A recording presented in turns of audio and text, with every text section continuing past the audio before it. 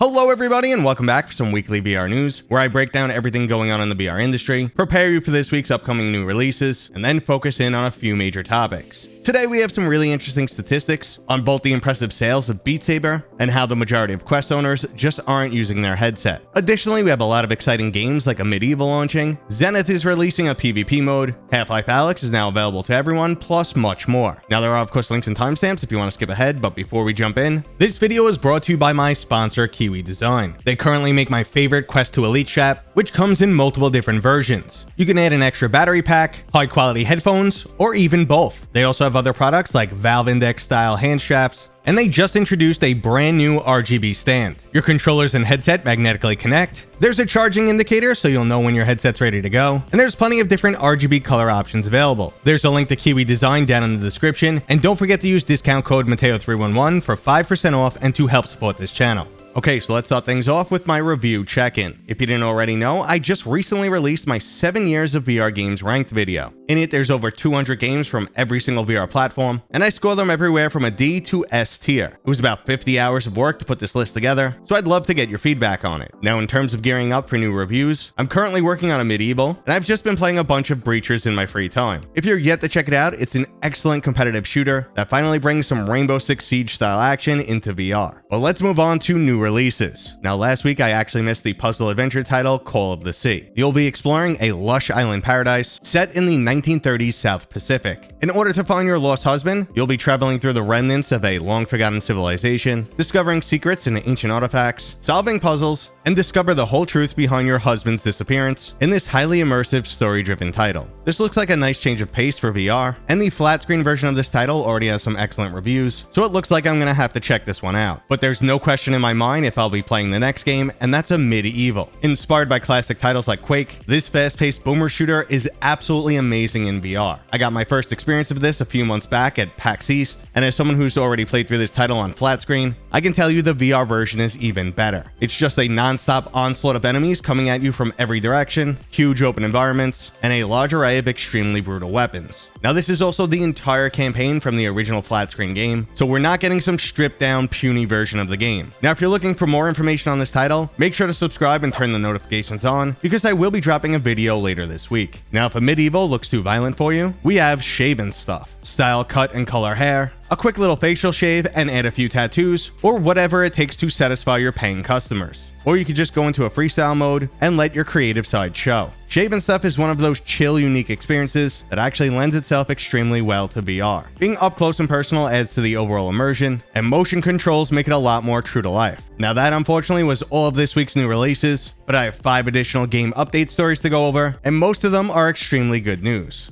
First up, the developers of Green Hell are actively working on a 4-player co-op mode and bringing the Spirits of Amazonia DLC over to the VR version of the game. No, unfortunately, there's no ETA on both the DLC and the new co-op mode, and the studio is still actively working on their PlayStation VR 2 release, so I feel like we'll be waiting a while for this one, but I don't mind the wait as long as it's done well. Jumping into a VR survival title with a bunch of friends can be an absolutely fantastic experience, and I'm definitely waiting for it. Now, another major update that's coming in the near future is the Skyward Summit patch for Zenith. With it, we're getting the brand new Cyber Ninja class, one-on-one PvP duels, some player housing, plus new resource harvesting and crafting. Now, at the same time, support for Quest 1 and PSVR 1 owners will be ending. Legacy headset users will be losing cross-platform play and are getting relegated to their own servers, which will remain on the previous patch version. Now, I'm curious how you guys feel about this. Are you still playing Zenith? Or did you give up on the title a long time ago? Is something like this enough to bring you back? Or are you a legacy headset owner who's upset about losing access? Please let me know down in the comments.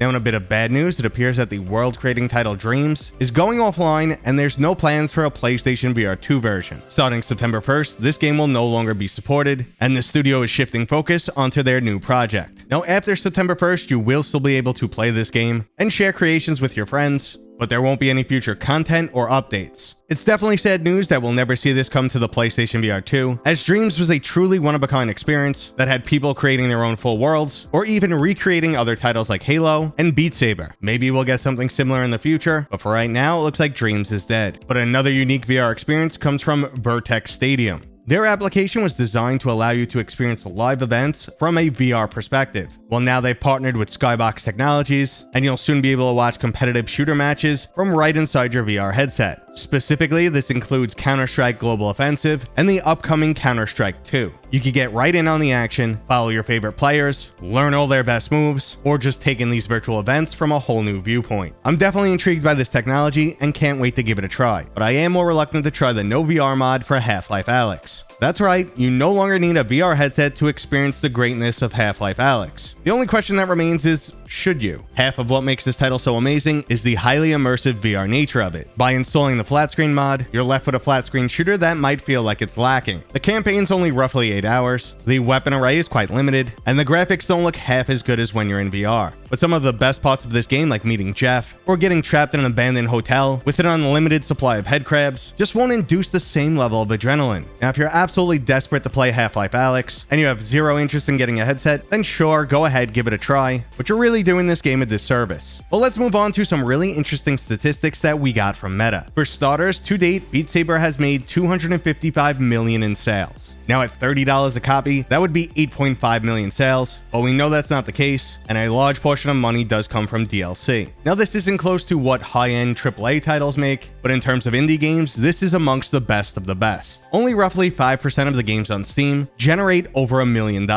So when we see a sale figure of $255 million, this is a huge win for a VR title. It proves that if you give players a unique experience with a fun gameplay loop, you can make a lot of money. Beat Saber is just this truly unique, oddly addictive experience. It doesn't matter if you're a noob or pro, it's just so easy to get into this game. The developers have also been hard at work for years now, adding amazing updates like multiplayer, new maps, features, and of course a never-ending supply of additional songs. Pairing an experience that's already extremely fun with music that you already love is just a match made in heaven, and part of the secret sauce that makes this game so special. Beat Saber has become synonymous with VR, just like Tetris was with the Game Boy, another game that was uniquely addictive. But let's move into some more interesting statistics that don't actually look great for the Quest 2. Now to date, nearly 20 million Quest headsets have been sold, and the Quest 2 is even beating out Xbox Series X and Series S sales at one point during the holiday season. Now while the Quest Pro, even with its price drop, still isn't a big seller, but when it comes to VR hardware, we know Meta is king right now. But even with 20 million units sold, Quest monthly active users was only around 6.4 million. So 2/3 of people who own a Quest don't use it on a monthly basis. This is a pretty insane statistic.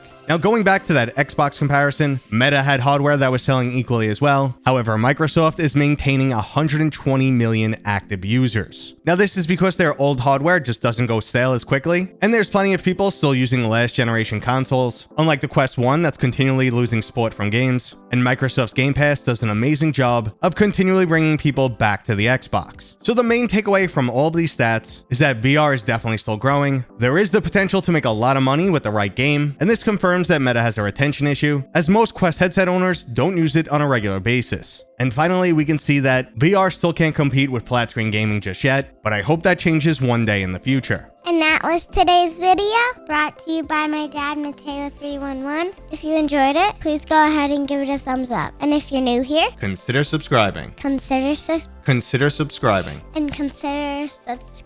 Consider subscribing. Consider subscribing.